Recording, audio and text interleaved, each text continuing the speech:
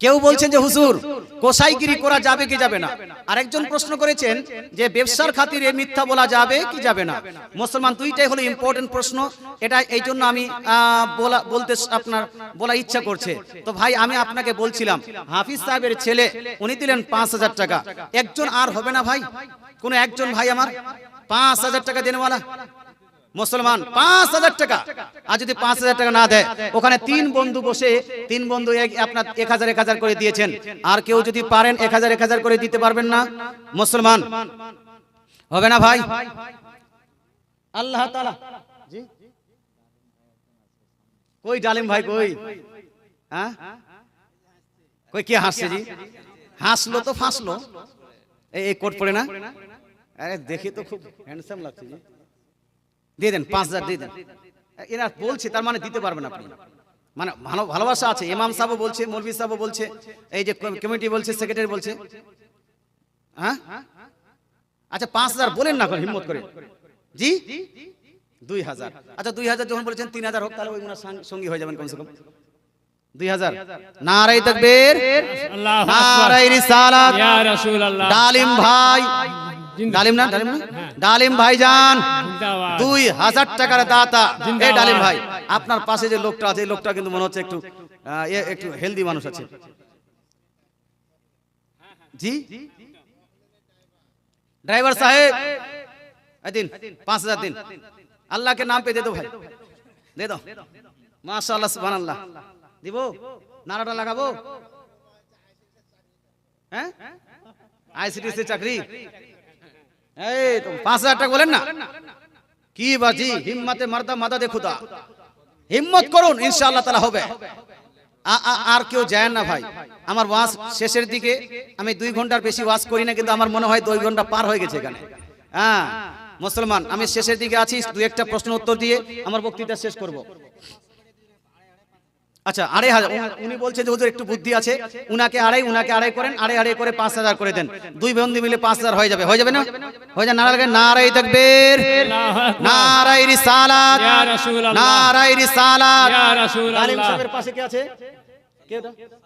সাদ্দাম। ডালিম সাহেব এবং সাদ্দাম সাহেব 2,500 করে 5,000 টাকার দাতা। এই সাদ্দাম সাহেব দিয়ে দিবেন 2,500 টাকা, আড়াই করে 5,000 নিয়ে নেবেন। মাশাআল্লাহ সুবহানাল্লাহ। আচ্ছা বকুলদা কি নাম বলছিলেন বলেন? আচ্ছা ঠিক আছে ইনশাআল্লাহ আমরা শেষে সবারই জন্য, এই যে যারা 2,500 টাকা দিতে চেয়েছেন, 1,000 টাকা দিয়েছেন, 1,000 টাকা দিয়েছেন, 1,000 টাকা শেষ নাকি? পুরো 1,000 দিবে। যাই হোক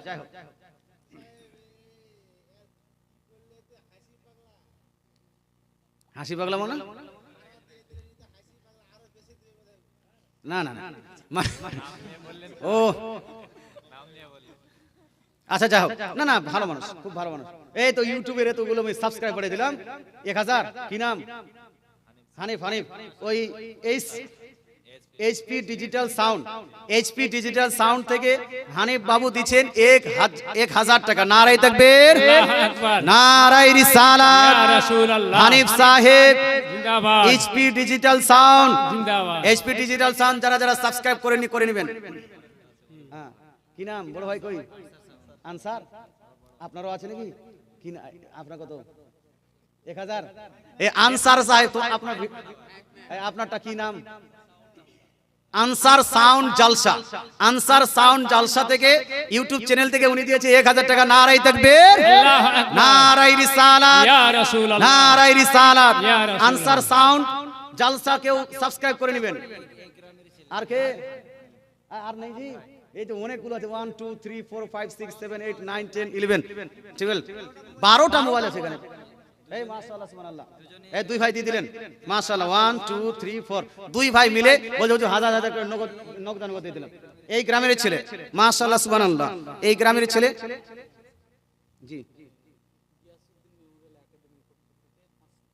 গিয়াসউদ্দিন মেমোরিয়াল একাডেমির পক্ষ থেকে 500 টাকা।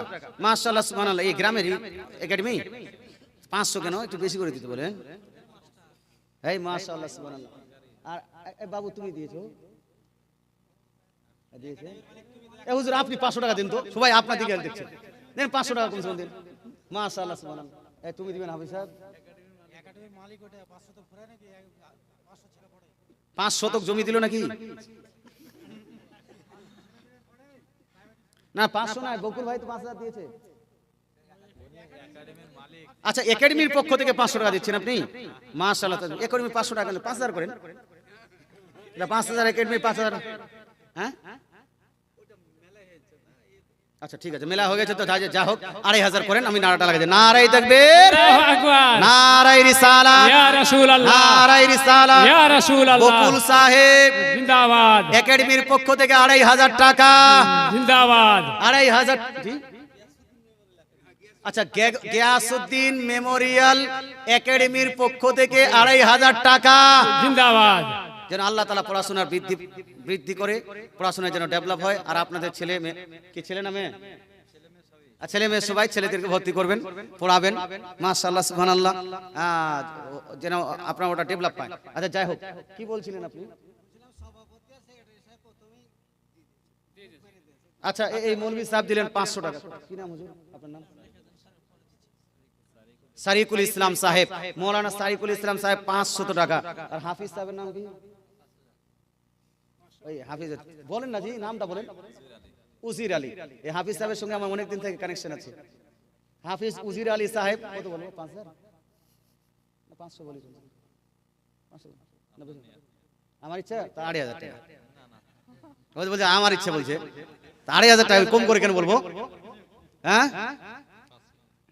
1000 টাকা করেন, ঠিক আছে। আচ্ছা, হাফিজ উজির সাহেব 1000 টাকা আপনি দিয়েছেন। 500। কি নাম? রহমতুল্লাহ। হাফিজ সাহেব সব হাফিজ করে দিয়েছেন। এ হাফিজ সাহেবের এটা বুদ্ধি। হ্যাঁ, সবকে হাফিজ বানিয়ে দিয়েছেন। মাশাআল্লাহ, সুবহানাল্লাহ, সুবহানাল্লাহ। এটা হাফিজ সাহেবের বরকত।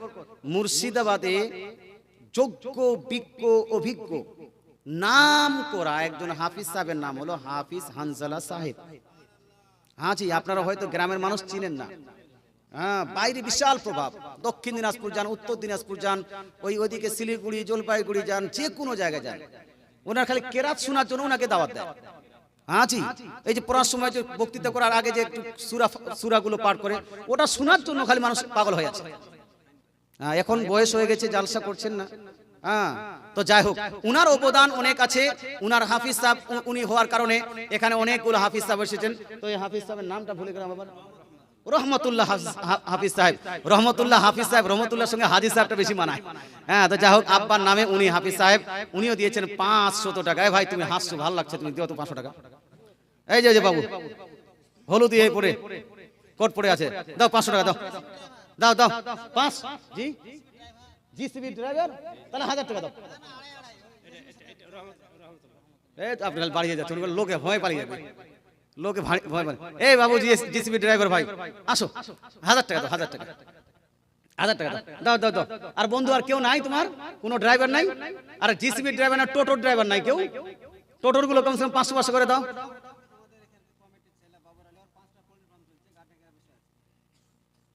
বাবর আলী 5টা পোল্ট্রি ফার্ম আছে, তো 1000 করে 5000 টাকা দাম নিতে হয়ে যায়। এ বাবর ভাই কোথায় আছেন? Where are you? Please come here and donate 5000 rupees only. কই কই বাবর ভাই কই? এই দেখেন, এই মাশাআল্লাহ, নারায়ে তাকবীর, নারায়ে রিসালাত, ইয়া রাসূলুল্লাহ, বাবর আলী সাহেব। জিন্দাবাদ। নাম যখন বাবর, যেমন নাম তেমন কাম। নারায়ে তাকবীর, বাবর আলী সাহেব জিন্দাবাদ। 5000 টাকার দাতা। জিন্দাবাদ। পোল্ট্রি যদি খান তো ওর পোল্ট্রি খেয়ে নেবেন। হ্যাঁ, যদি খান, আমি পোল্ট্রি বেশি খেতে বলছি না, কিন্তু যদি খান তো মাশাআল্লাহ, সুবহানাল্লাহ। এইটা লোক তখন থেকে সব খেদমত টেদমত, খাওয়া দাওয়া সব তো আপনি করালেন, আর আপনি পিছনে গিয়ে আছেন। মানে কত, 5000 না 10000? এখন যে চিনতে পেলাম, এটার জন্য 10000 হবে না? তো 7000, 7500 করেন, তাহলে বকুল সাহেবের সঙ্গী হয়ে যাবেন। বকুল সাহেব নিজের তরফ থেকে 5000 দিয়েছে, আর একাডেমির তরফ থেকে 2500, 7.5। আপনি নিজের তরফ থেকে 5000, আর পোল্ট্রি ফার্ম তরফ থেকে 2500। জি,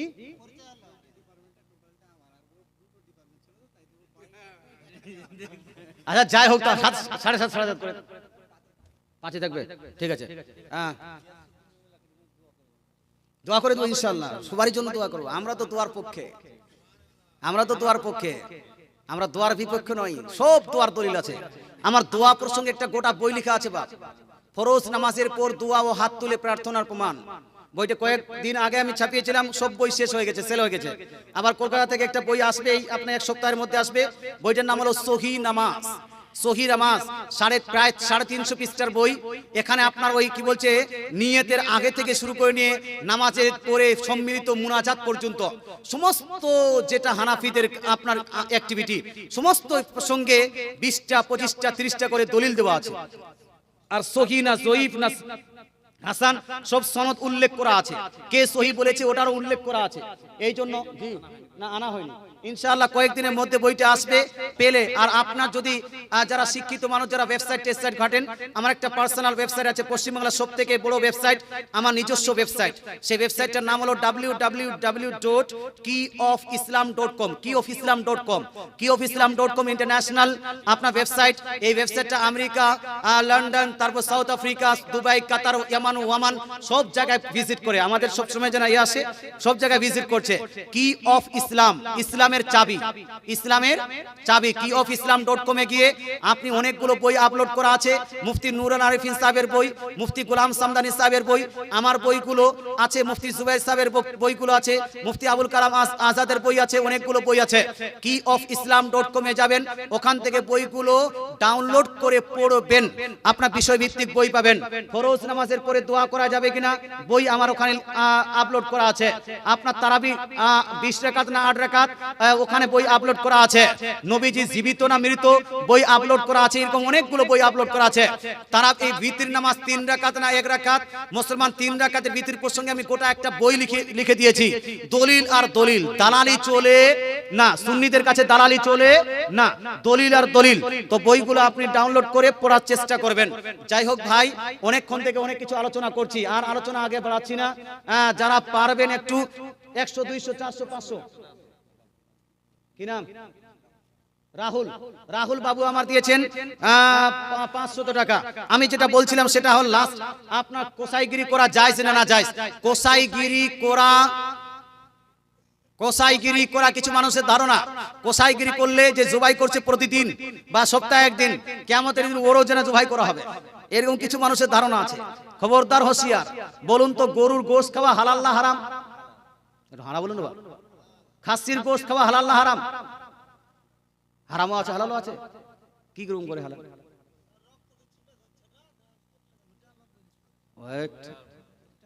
এটা বলতে পারতেন যে জবাই করলে হালাল আর জবাই না করলে হারাম। হ্যাঁ, এটা বলতে পারতেন কমসে কম। হ্যাঁ, জবাই করলে হালাল আর জবাই না করলে যারা বলুন না হারাম না হালাল। তাহলে ওই যে কোসাই ব্যক্তি ও ভালো কাজ করলো না খারাপ কাজ? হারাম বলুন না। ভালো কাজ করছে, যদি আপনার কোসাইগিরি কেউ না করে তো গরুটা জবাই কেউ করবে না, গরু জবাই না করলে গোশত কোথায় পাবেন? মুসলমান গোশত এই সপ্তাহে যে 3 বার যে গোশত খাওয়ার ইচ্ছা করছে, তো 3টা কি বাড়িতে গরু জবাই করবেন নাকি? না, কোসাইগিরি করা হলো জায়েজ। কোসাইগিরি করা হলো সাহাবীদের যুগ থেকে, এটা হলো সুন্নতে সাহাবা এবং অন্যান্য নবীগণের আপনার ঘটনা পড়লেও কোসাইগিরি করার অনেকগুলো ঘটনা পাওয়া যায়। সুতরাং এটাকে না জায়েজ বলা যাবে না, বরং কোসাইগিরি করা এটা একটা বিজনেস। আর রাসূলুল্লাহ সাল্লাল্লাহু আলাইহি ওয়াসাল্লাম বলেছেন, আত-তাজিরু সুদুকুল আমিন মা আন-নাবিয়িনা ওয়াস-সিদ্দিকিনা ওয়াস-শুহাদা ওয়াস-সালিহিন, আও কামা ক্বালা রাসূলুল্লাহ সাল্লাল্লাহু তাআলা আলাইহি ওয়াসাল্লাম। কেউ যদি ন্যায়পরায়ণতার সহিত সততার সহিত কেউ যদি বিজনেস করে, তো বিজনেস করার কারণে কাল কিয়ামতের মাঠে উত্তপ্ত ময়দানে কঠিন আযাবের দিনে এই ব্যক্তির হাসর হবে নবী এবং শহীদগণের সঙ্গে। জোরে বলে সুবহানাল্লাহ। মুসলমান এই জন্য কেউ যদি কোসাইগিরি করে আর সঠিক মানে ন্যায়পরায়ণতার সহিত সততার সহিত কোসাইগিরি করে, এখানে যদি মানুষকে ধোঁকা না দেয়, বোকা না বানায়, অনেকগুলো কোসাই আছে ওই আপনার পাল্লার নিচে একটু কিছু লাগিয়ে দিয়েছে, 1 কিলোকে 1 কিলো বানিয়ে দিয়েছে, আছে কি না? হ্যাঁ, এইরকম করা যাবে না, মানুষকে ধোঁকা দেওয়া যাবে না। তবে হ্যাঁ, গরুতে আপনি লাভ করার জন্য যে গরুতে আসল দাম পড়ছে 150 টাকা, আপনি 200 টাকা কেজি নিতে পারবেন। আসল দাম পড়ছে 150 টাকা কেজি, আমি 200 টাকা কেজি বিক্রি করব, যাতে 50 টাকা করে লাভ হয়, এটা করতে পারেন, এটা আপনার ইচ্ছা, এটা করতে পারেন। কিন্তু মানুষকে ধোঁকা দেওয়া যাবে, ধোঁকা দেওয়া যাবে না। মুসলমান যাই হোক, 2 নাম্বার প্রশ্ন করেছিলেন বিজনেসের ক্ষেত্রে মিথ্যা বলা যাবে কি যাবে না। মুসলমান বিজনেসের ক্ষেত্রেও মিথ্যা বলা যাবে না। বলছে মিথ্যা না বললে বিজনেসে ডেভেলপ হবে না। এটা আপনাকে কে বলেছে? শয়তান আপনার মাথায় এটা পার্সেল দিয়ে দিয়েছে যে মিথ্যা না বললে বিজনেস হবে না। গোটা পৃথিবীর মধ্যে যতগুলো বিজনেসম্যান, যতগুলো বিজনেস করেছে, সব থেকে বেশি বিজনেসে লাভবান হয়েছিলেন আমার রাসূলুল্লাহ। জোরে বলে সুবহানাল্লাহ। হযরত খাদিজাতুল কুবরা রাদিয়াল্লাহু তাআলা আনহা যখন বিজনেসে রাসূলুল্লাহ সাল্লাল্লাহু আলাইহি ওয়াসাল্লাম ইন্টারফিয়ার করেছেন, আপনি ইনভলভ হয়েছেন, সেই বছর সব থেকে বেশি হযরত খাদিজাতুল কুবরা রাদিয়াল্লাহু তাআলা আনহার বিজনেসে লাভ হয়েছে কি হয়নি? হয়েছে। তো রাসূলুল্লাহ কি মিথ্যা বলেছিলেন? হ্যাঁ বলুন। ঝুট বলেছিলেন? নাউযুবিল্লাহি মিন যালিক। তা আপনার মাথায় কে দিয়েছে যে মিথ্যা না বললে বিজনেসে লাভ হবে না? মিথ্যা না বললে সবথেকে বেশি লাভ হয়। ন্যায়পরায়ণ সততার সহিত যদি বিজনেস করেন, মানুষ যদি জানে যে এ হলো সৎ ব্যক্তি, তার সঙ্গে মানুষ বিজনেস করতে ভালোবাসবে কি বাসবে না? ভালোবাসবে। এই জন্য বলবো ভাই, বিজনেসের খাতিরেও কেউ মিথ্যা বলবেন না। মুসলমান যারা আপনার এখন পর্যন্ত দান করতে বাকি আছেন, মুসলমান 100, 200, 150, 200 আপনার 10, 20 যা আছে একটু দিয়ে যান তো তাড়াতাড়ি করে। একবার দরুদ শরীফ পড়ি, তার মধ্যে যারা যতটুকু পারবেন দিয়ে যাবেন। হ্যাঁ, দরুদ শরীফ পড়ি। আল্লাহুম্মা সাল্লি আলা সাইয়্যিদিনা মাওলানা মুহাম্মদ ওয়া আলা আলি সাইয়্যিদিনা মাওলানা মুহাম্মদ সাল্লাল্লাহু আলা মুহাম্মাদিন সাল্লাল্লাহু আলা मुहम्मद हरिदम ज़बा से निकलो पाक नामी मुहम्मद हरिदम ज़बा से निकलो शफीआना मुहम्मद सल्लल्लाहु अलैहि वसल्लम। আচ্ছা, এখানে অনেকগুলো প্রশ্ন করেছেন, এর মধ্যে এখানে একটা প্রশ্ন করেছিলেন যেটা বারবার যেন বলছে যে তাবলিগ, আহলে হাদিস, ফারাজি, শিয়া এদের পিছনে নামাজ আদায় করা যাবে কি যাবে না? বাচ্চারা মসজিদে যদি বাচ্চারা আওয়াজ করে তাহলে বড় মানুষ তাদেরকে মারে বা বকাবকি করে? না না, বকাবকি করবেন না। বাচ্চাদেরকে যদি মসজিদে নিয়ে যান আর তারা যদি আওয়াজ করে, তাকে মারাও যাবে না, বকাবকিও করা যাবে না, তাকে বুঝাতে হবে। বাচ্চাদেরকে না নিয়ে গেলেও শিখবে কিভাবে? শিখানোর জন্য অবশ্যই মসজিদে নিয়ে যাবেন। আর বাচ্চা যখন আছে তখন তো একটু চেঁচামেচি করবে, যখন চেঁচামেচি করবে তা আপনার দায়িত্ব হলো, বড় হয়ে আপনার দায়িত্ব হলো বাচ্চাটাকে বুঝিয়ে দেওয়া। আর সুন্দরভাবে বললে বাচ্চাটা বেশি মানবে। আর যদি একবার মারামারি করেন, গালিটালি দেন, আর বাচ্চা দ্বিতীয়বার মসজিদে যেতে চাইবে না, ও বাচ্চা বুড়া হয়ে যাবে কিন্তু মসজিদে আর যাবে না। এই জন্য মসজিদে যারা যাচ্ছে যে বাচ্চারা, সেই বাচ্চাদেরকে গালি দেওয়া, ওকে তাচ্ছিল্য করা, ওকে যেন ক্রিটিসাইজ করা অথবা ওকে ব্যঙ্গ করা, বাচ্চারা কিন্তু অনুভব করতে পারে যে আমাকে ছোট্ট মনে করছে, আমাকে ব্যঙ্গ করছে, এটা করবেন না। জানাজার পর পুরুষের লাশ দেখা জায়েজ কি? অনেকে বলে না জায়েজ। না, পুরুষের লাশ দেখতে চাইলে দেখতে পারবেন। হযরত মুহাম্মদ সাল্লাল্লাহু আলাইহি ওয়াসাল্লামকে বিশ্ব নবী বলা যাবে কি যাবে না? কেন বিশ্বের নবী উনি নন? হ্যাঁ, বিশ্বের নবী নন। অনেকগুলো মানুষ আছে যারা বিশ্বের নবী বলা। আচ্ছা, আমি যদি বলি মক্কার নবী, মদিনার নবী, তার মানে কি হবে? যে শুধু মক্কার নবী? হ্যাঁ, আমরা বলেন আমিনার লাল, বলি কি বলি না? তার মানে কি শুধু আমিনার লাল? শুধু আমিনার লাল? আমরা বলি মাদিনী নবী, মক্কি কিয়ামত, মাদানী কিয়ামত। মাদানী বলি কিনা? মাদানী মানে কি মদিনার নবী। তার মানে কি শুধু মদিনার নবী উদ্দেশ্য করে কেউ? হ্যাঁ, মদিনাতে জন্মগ্রহণ করেছেন এই জন্য মদিনার নবী।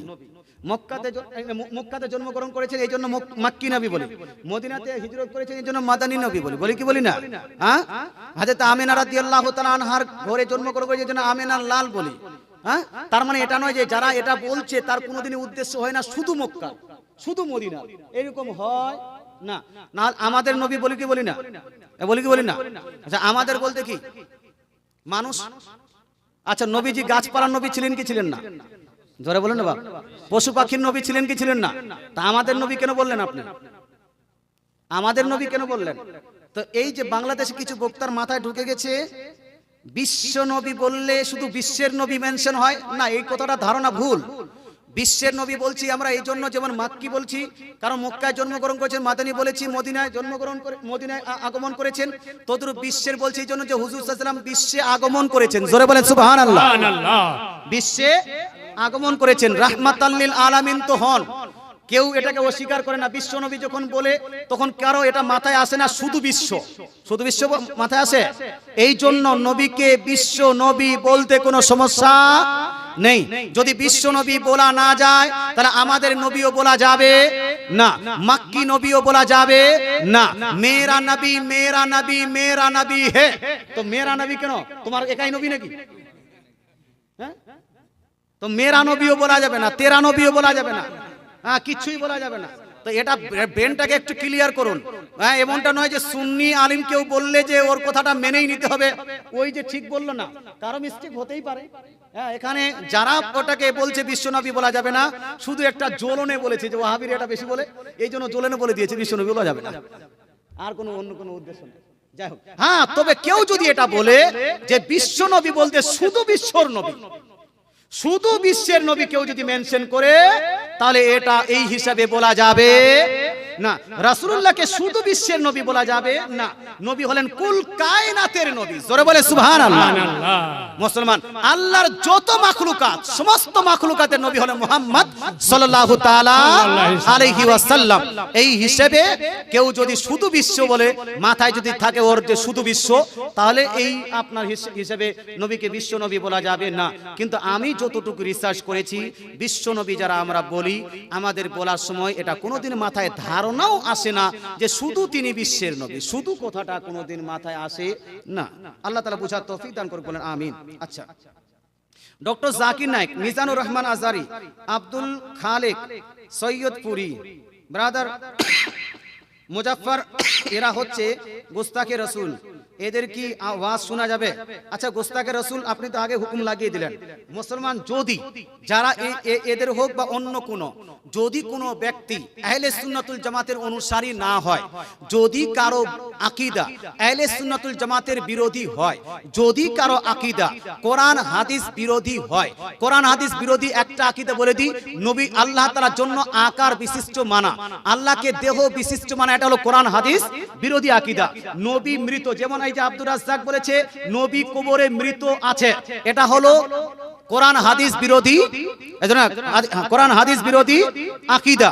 মুসলমান, তদরূপ মিজানুর রহমান আজারি বলছে নবী লিখতে জানতেন না, পড়তে জানতেন না, আলিফ বা তাসা জানতেন না। বুখারী শরীফ প্রথম খণ্ড হাদিস নাম্বার 2666, কত নাম্বার বললাম? 2699। কত নাম্বার হাদিস বললাম? 2699 মধ্যে স্পষ্ট হাদিস লিপিবদ্ধ আছে, ফাআখাযা রাসূলুল্লাহ সাল্লাল্লাহু আলাইহি ওয়াসাল্লাম আল কিতাব ফাকাতাবা হাদা মা কাযা আলাইহি মুহাম্মদ ইবনে আব্দুল্লাহ, অর্থাৎ রাসূলুল্লাহ সাল্লাল্লাহু আলাইহি ওয়াসাল্লাম কাগজ কলম নিয়ে কাতাবা লিখলেন, হাযা মা কাযা আলাইহি মুহাম্মদ ইবনে আব্দুল্লাহ। রাসূলুল্লাহ নিজেই এত বড় একটা সেন্টেন্স লিখলেন, এখানে মুহাম্মদ রাসূলুল্লাহ নিজের নাম লিখেছেন, নিজের বাপের নাম লিখেছেন, নিজের নাম লেখা এটাকে সিগনেচার বলা হয়। না বলুন না, নবীজি সিগনেচার দিয়েছেন। রাসূলুল্লাহ এত বড় বড় সেন্টেন্স লেখার পরে কোন ব্যক্তি যদি বলে নবী নিরক্ষর, আক্ষরিক জ্ঞান রাখতেন না, জ্ঞান নাই, তার আলিফ বা তাসা জানতেন না, বলুন তো এই ব্যক্তির বক্তৃতা শোনা যাবে? সে যত বড় ডাক্তার মাস্টার নায়ক খলনায়ক হয়ে যাক না কেন, মুসলমান এদের বক্তৃতা শোনা যাবে না। মুসলমান, এই ব্রাদার তো অনেক অসংখ্য এর ভুল আছে, একটা দুটো ভুল নয়। মুসলমান, এই ব্রাদার ওই হওয়ার আগে আমাকে 6-7 বার আমার সঙ্গে ডিবেট হয়েছে। কতবার? 6-7 বার ডিবেট হয়েছে, একবারও ভিডিও দিতে পারিনি ও ইউটিউবে। কথা বোঝা গেল? রিসেন্ট দ্বিতীয় বছর, 2 বছর আগে এই আপনার ভগবানগুলো আমার ওর সঙ্গে একটা ডিবেট হয়েছিল দরুদ শরীফকে কেন্দ্র করে। মুসলমান, আপনাকে বলতে জিততে পারেনি, বরং ওই ডিবেটের কারণে আপনার বোলপুরের একটা ছেলে ওর কাছে প্রভাবিত হয়ে আহলে হাদিসের লিডার হয়ে গোটা বোলপুরকে যেন ধ্বংস করছিল।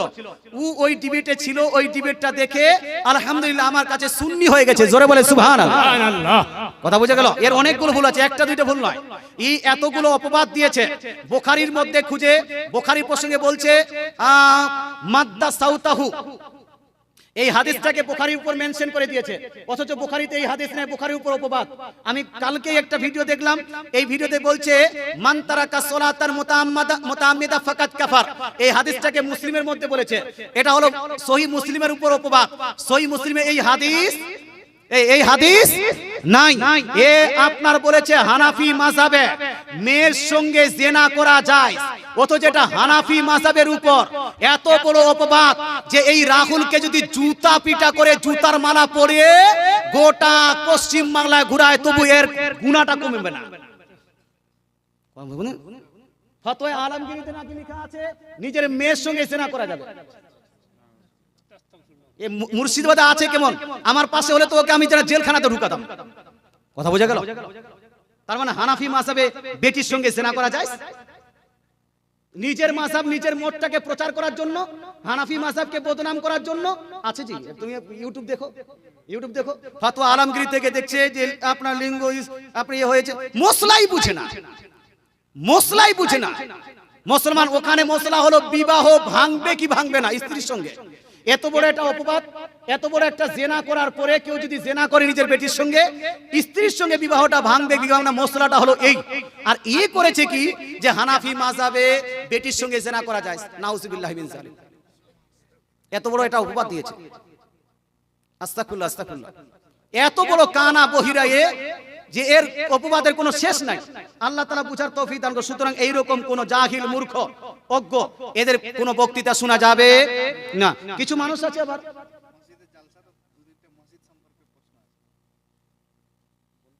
এখন আর করি না, আমি বক্তৃতা শেষ করি।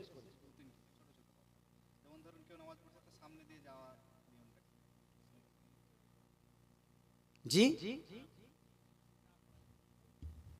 আচ্ছা, প্রশ্ন উত্তর সেশন বন্ধ করি, মানে আমার অনেক টাইম হয়ে গেছে। যাই হোক, আমি যেটা বলছিলাম সেটা হলো এই যে হাদিস শরীফের মধ্যে এটা আছে যে ইন্না হাযাল ইলমা দীনুন ফানজুরু আম্মান তাখুযুনা দীনাকুম। নিশ্চয় এই জ্ঞানটার উপর ইসলামিক ধর্মটা নির্ভর করছে। সুতরাং যার কাছে জ্ঞান অর্জন করছো তাকে আগে ভালো চেক করে নাও। যদি কোরআন হাদিস মোতাবেক কেউ কথা বলে, কোরআন হাদিসের পক্ষে কথা বলে, তাকে তার বক্তৃতা শুনতে কোনো সমস্যা নাই।